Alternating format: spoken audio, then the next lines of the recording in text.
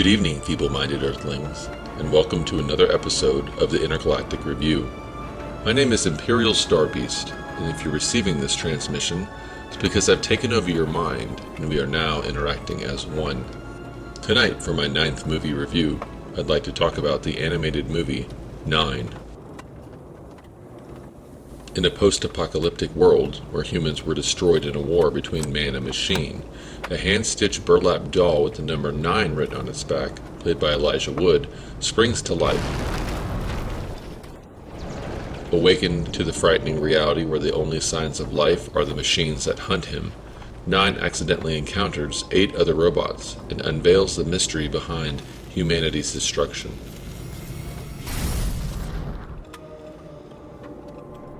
While tangling with the vicious creatures of a massive soul-stealing machine, the youngest of the group, 9, convinces the other lifeforms that the only way to survive against the machines is to stop hiding, go on the offensive, and find out why they want to destroy them. I'm a friend. Are we alone? No. Mankind's salvation hinges on their success or failure. What's this? I found him from the emptiness. You lead the beast straight back to us. The film also features the voices of Christopher Plummer, with Martin Landau,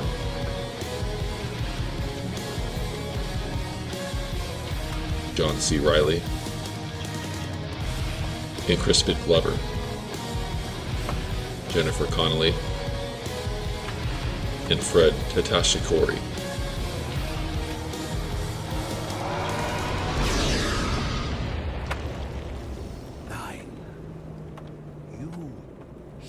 Protect the future.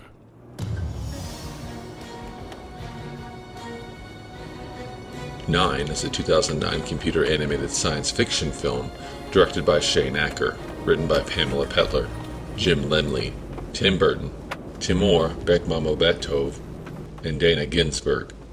The film is based on Acker's 2005 Academy Award-nominated short film of the same name, created at the UCLA Animation Workshop as his film thesis in college.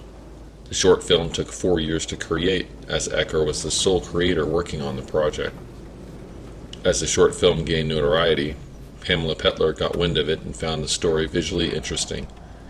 Petler, who previously worked on The Corpse Bride with Tim Burton, immediately thought to include him. When Burton saw the short film, he felt close to the character design and world Acker created, and was on board with helping flesh out a longer story for the big screen. Focus Features released it theatrically on September 9th of 2019. The film received generally mixed reviews from critics and earned $48.4 million on a $30 million budget. The film was released on DVD and Blu-ray on December 29th of 2009. When a dictator orders a scientist to create an advanced robot, he ends up with a sentinel machine that uses the scientist's intellect, so it has a mind of its own, but over time it becomes so much more. The dictator decides to use it in the battle to rid the world of its enemies. Becoming a war machine, the robot creates and trains even more robots by the same standards. At some point, there's an entire army of robots that decides to turn against humans and destroy pretty much anything that lives, including plants and animals. The movie's premise is based on the idea that humanity's overly dependence on technology could be a dangerous one, and our thirst for power and control could lead to the destruction of our planet and everything on it. Our interesting band of characters are faced with the burden of deciding if humanity is worth saving. After all, humans are at fault for creating the very killing machines that wiped everything out. The movie plays out like a long movie short, keeping its story shallow enough to push the movie along without requiring much thought. It's a dangerous, desolate world where anything at any time could jump out and take you away. The action and excitement are suspenseful enough to keep you interested all the way through. Shane is a visual storyteller and a true artist, involved in every aspect of the film. Building on his short film idea, he was willing to collaborate with the team of writers to bring forth new ways to expand on the story.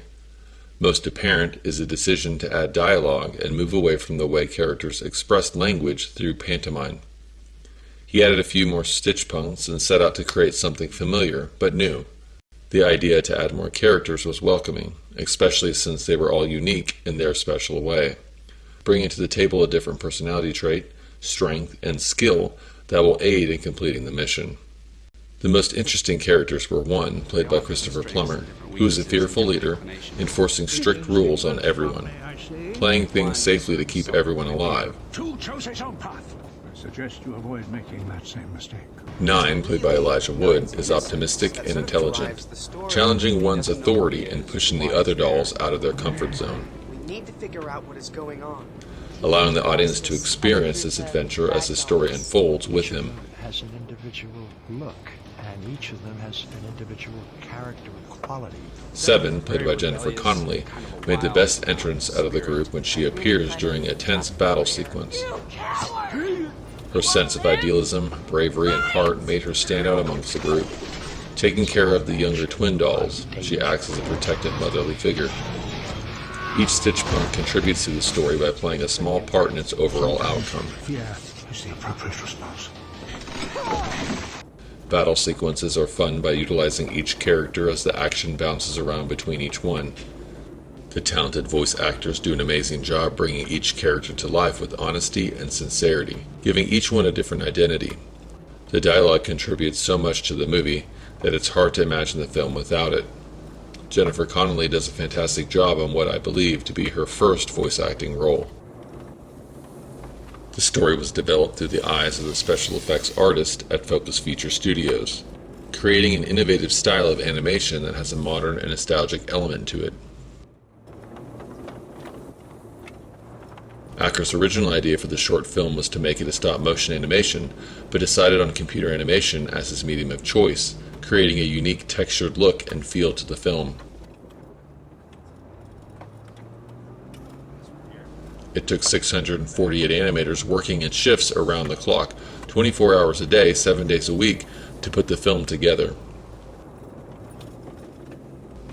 A total of 2,300 different animations had to be created in over 3 years for this movie to become a reality.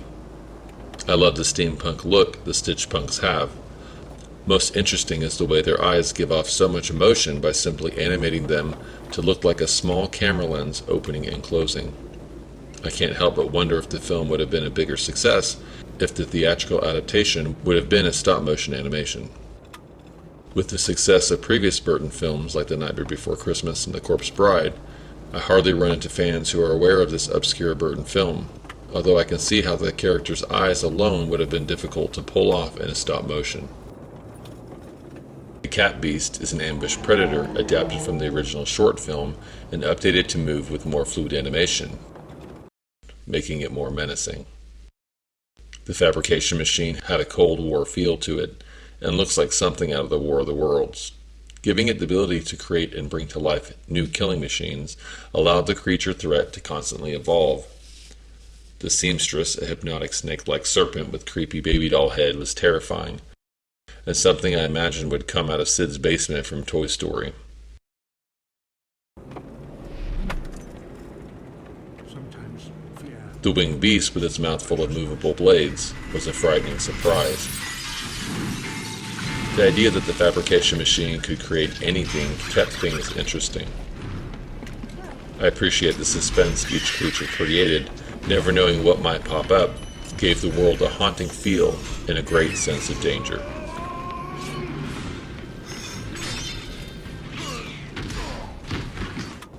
The film had a fun scaling effect that made the world feel much larger and unique. The environments were full of everyday household items that the Stitch Punks could use as tools or weapons. I'm sure this type of scaling allowed the animation team to be more creative in how they could utilize environments in a fun way. Really clean and bright and well lit. This kind of warm and fuzzy. I love the coloring of the film. The antique effect focused on golds, browns, and reds during the day, allowed for the moonlight to reflect and contrast blue tones nicely off the dolls at night.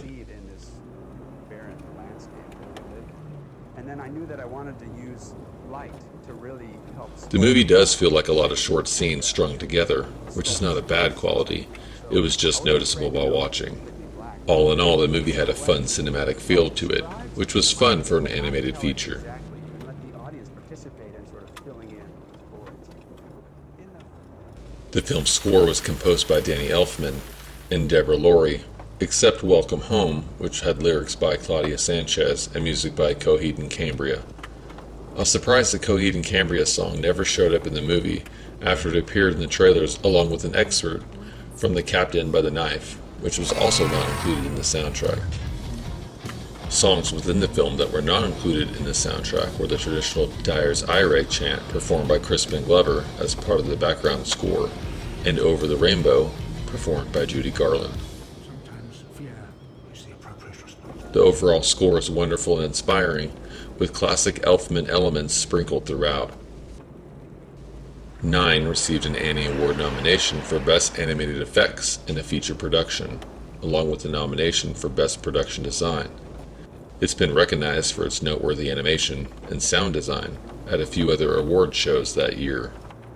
Roger Ebert gave the film 3 out of 4 stars, comparing it to the works of Hayao Miyazaki, and saying that it is beautifully animated and intriguingly unwholesome.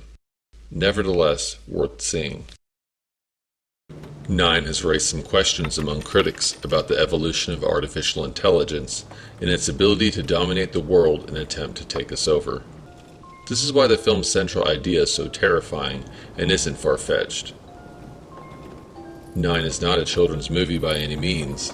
Within the first 10 minutes, there's a total of 3 dead bodies shown. Nothing overly gruesome, but there's a frightening scene involving people being gassed by machines.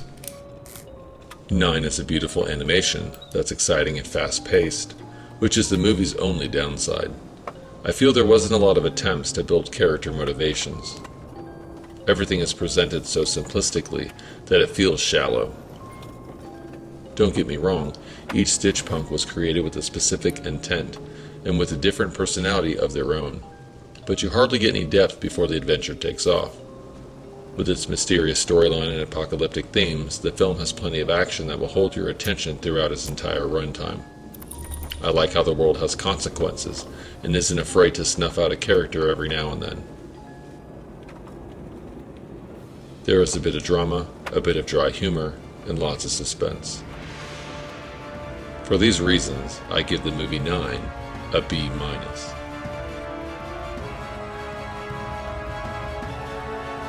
Thank you for participating, and please stay tuned for more sci-fi movie reviews. Until then, drop me a comment below and tell me what you thought about the movie 9. Have you seen this Tim Burton film? As always, like, comment, and subscribe, because this transmission may be the only one you hear from space.